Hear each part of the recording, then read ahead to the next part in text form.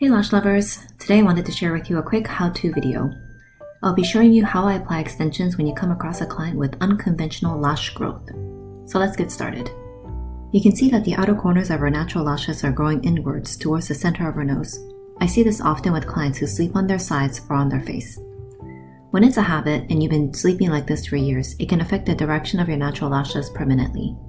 Normally when I apply eyelash extensions, I would place them following the direction of the client's natural lashes. However, in her case, if I were to do that, it would put more emphasis on the inward direction. So let me show you how I correct the direction of her natural lashes using extensions.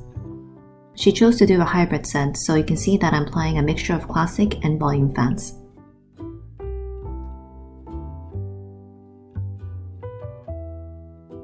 Let me show you what I do with the volume fan. I place the base of the fan in a slight angle.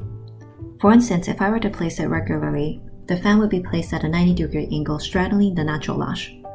But in order to change the direction, I would place it 120 to 135-degree angle depending on the degree of the inward direction.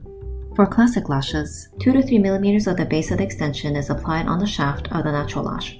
But you can see where the tip of the extension is pointed. It's pointed outward, slightly opposite direction of her natural lashes. I'll just show you a couple more examples and we can fast forward to the final results.